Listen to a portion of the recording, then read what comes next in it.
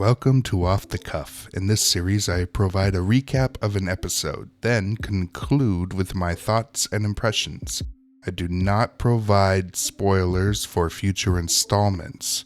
I will only reference the current episode and events that occur up to that point in the show. Hello again, fellow watchers. Welcome to the next installment of Buffy the Vampire Slayer, Season 2, Episode 13. Surprise!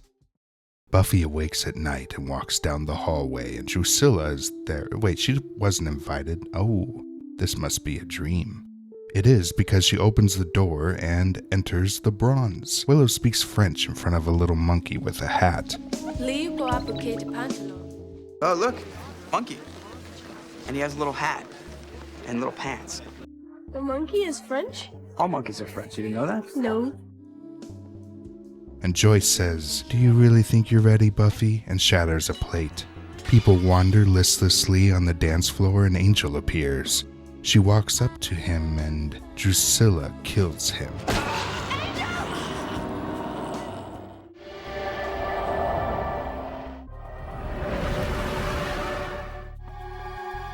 Happy birthday, Buffy. Buffy goes to check on Angel before heading to school. Thankfully, he's okay. But she feels like there's something more to the dream than just daily anxieties in sleeping form. Angel tries to dismiss it as it's just a dream. He assures her that he's fine. She goes to leave and they snog some more. Then she's like, okay, I really gotta go now. Like, seriously? And they snog. Man, I should make a supercut of the last few episodes of Makehouse scenes. You still haven't told me what you wanted for your birthday. Surprise me. Buffy and Willow talk about where things are going between her and Angel, and she's not quite so sure yet. It feels like the time has come to take a step forward, but how far and in what way, she isn't really sure. But Willow says, "Carpe diem. You told me that once." Life is short. Life is short. Seize the moment, because tomorrow you might be dead. Willow nervously approaches Oz, and he's quite polite and inviting. I'm gonna ask you to go out with me tomorrow night. And I'm kind of nervous about it, actually. Oh, well, if it helps at all, I'm gonna say yes. Yeah, it helps. Do you want to go out with me tomorrow night? Oh, I can't. Willow mentions that they're gonna have a surprise party for Buffy. It's her birthday. But you could come, if you wanted. Well, I don't want to crash. Well, you could be my date. All right, I'm in. That's charming.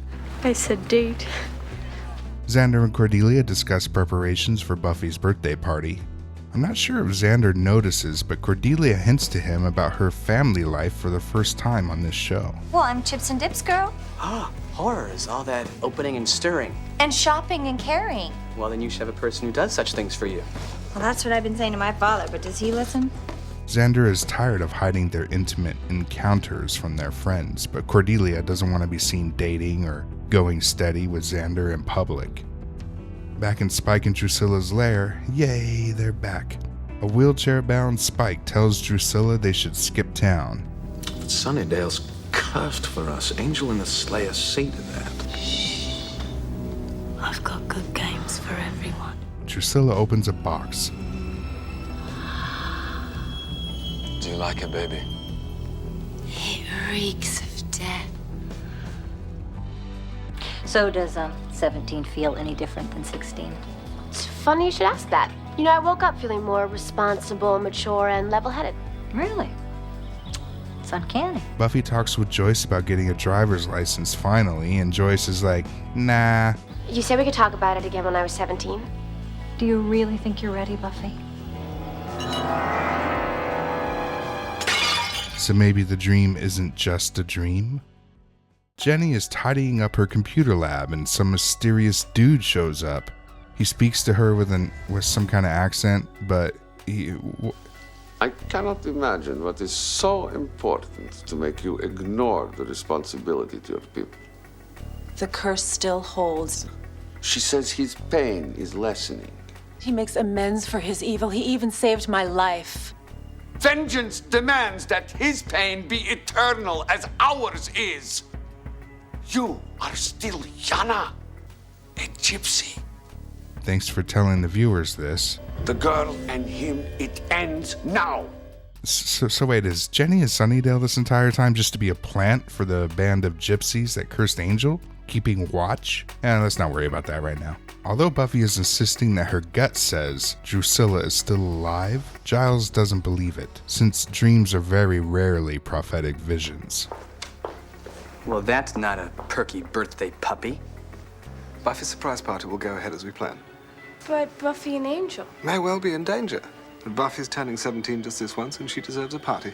You're a great man of our time. My gut is telling me things aren't quite gonna go as planned. Jenny tells Buffy that Giles needed some more books or something, but either way, Jenny will drive Buffy to wherever Giles needs them to go to help out. Turns out that Jenny's taking her to the Bronze for the surprise party. But while there, in the back alley, Buffy has to fight off a gaggle of vampires, including the one she saw at the mausoleum. Every time I see you, you're stealing something. They're transporting a large FedEx package or something. Meanwhile, the gang waits to surprise Buffy for her party, including Oz, and Buffy makes a notable entrance.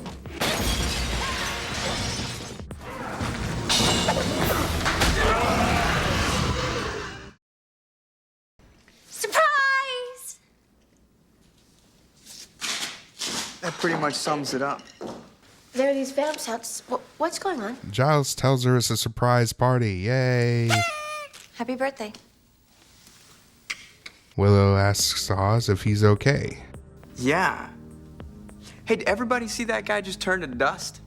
Yep, vampires are real. A lot of them live in Sunnydale. Will fill you in. I know it's hard to accept at first. Actually, it explains a lot. Oz gets it. Somebody give me a hand here.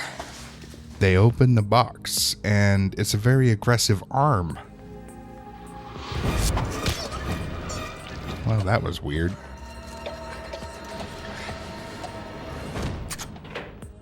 Xander says, Well, clearly the Hellmouth's answer to what do you get the Slayer who has everything?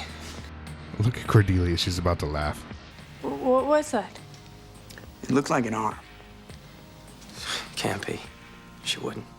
Angel realizes that legend proclaims of a demon that brings a plague to humanity, and the demon will destroy the wicked and smite thee down. They call him the Judge. Rupert chimes in, and he knows that the Judge can't be killed. He was dismembered and his body parts were scattered across the earth. Buffy presumes Drusilla is reassembling the Judge. Jenny then says that Angel needs to be the one to send the body part away, far away from Sunnydale. Angel agrees, so he'll carry this arm across the earth to a distant location, by boat, to avoid the sun. There's no other choice. When? Tonight. But it's my birthday. I'll drive you to the docks.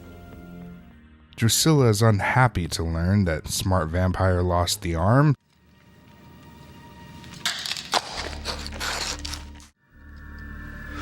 I'm going to blow out the candles. You might give him a chance to find your lost treasure.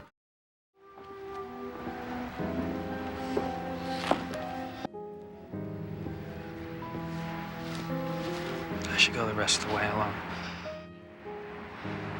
I'll be back. I will.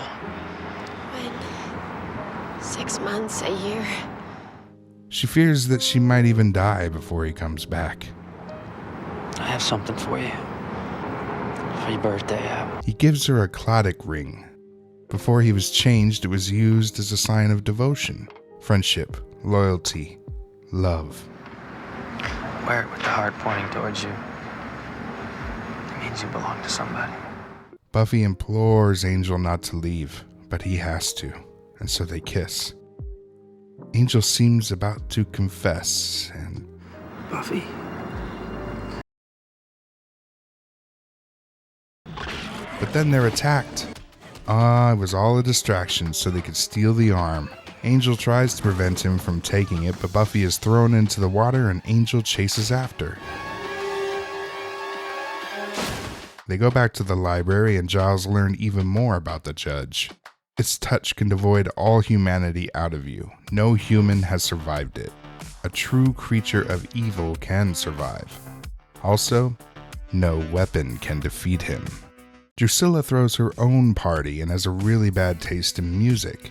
Spike strolls in and has the final assembly piece for the judge. He is now assembled. And it is the legend Brian Thompson again. Sweet.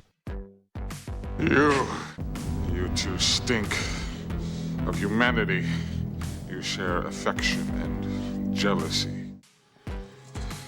This one is full of feeling. He reads.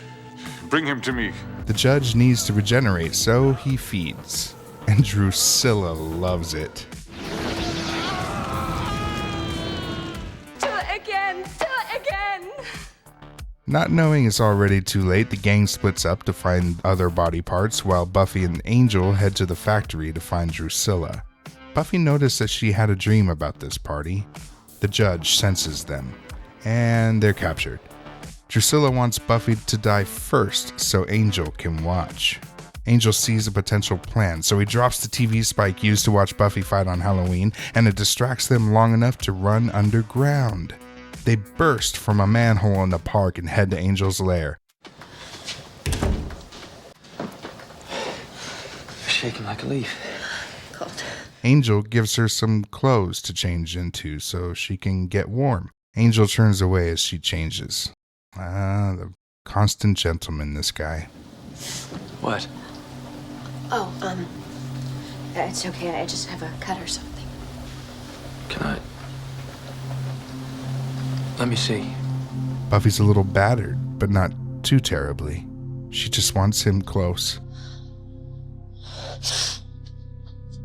You almost went away today. Angel. I feel like I lost you.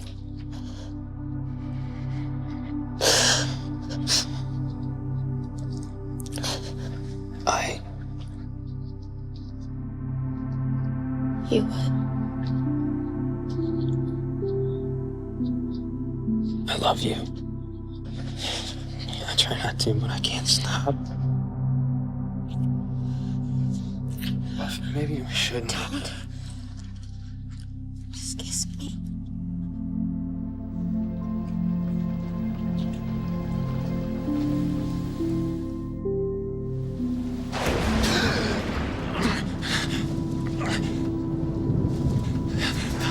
Angel awakes suddenly and bolts outside into a raging thunderstorm.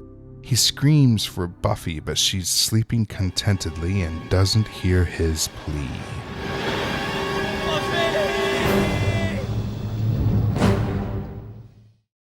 Well, now we seem to be back on track, mostly. I guess the last 2 episodes were just a delusional fever dream or something. Let's just forget it ever happened.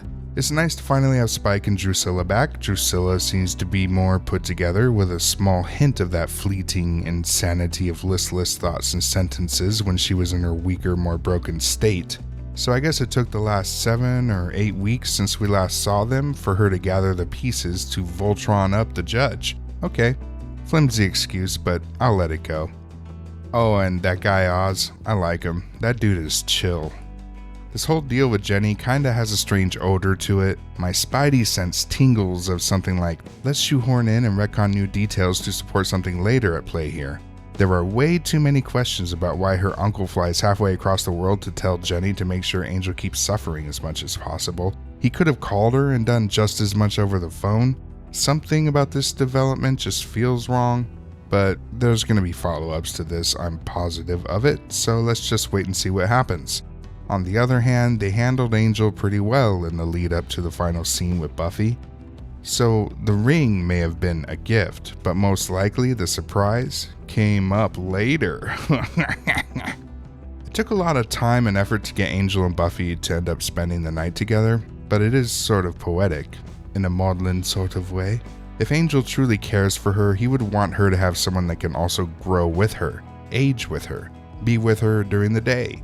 So I respect his efforts to resist the urge to court her. Angel mentions this at the end of Some Assembly Required. He's jealous of Xander because he can see her during the day, be there for her when he can't.